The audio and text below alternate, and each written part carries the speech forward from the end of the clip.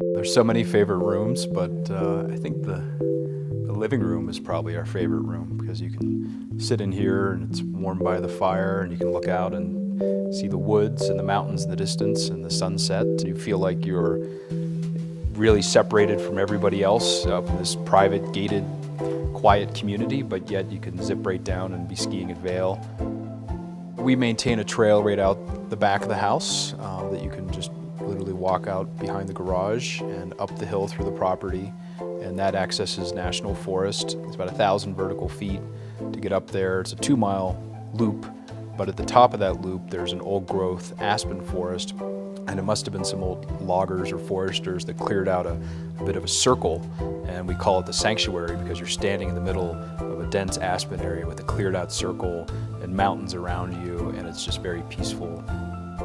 The living room, the ceilings are 33 feet tall and they're another 15 feet up off the ground. It's quite a massive tree house, if you will, looking west, and the storms come in from the west, and basically you'll first have the trees start to blow in the wind. As the clouds come in, they'll descend and Cordillera in the distance will disappear, and then the storms will hit.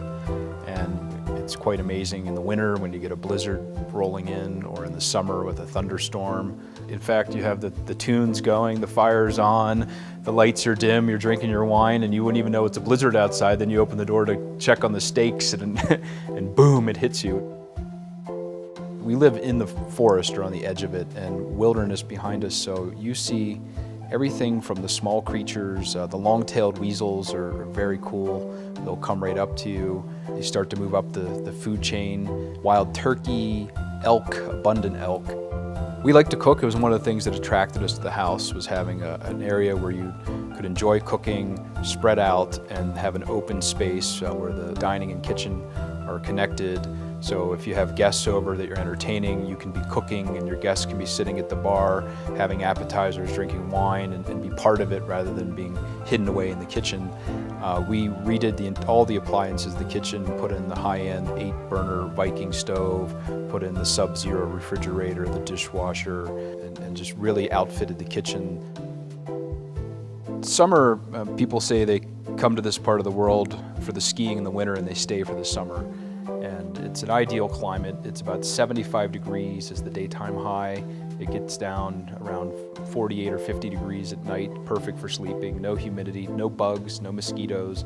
But when you're up here in the summertime and you're out working in the yard or the garden, and there are hummingbirds flying around and swallows and wildflowers, and it's a bluebird day and a hawk comes overhead, and you don't hear anything but maybe the flap of the wings of the bird. It's that quiet.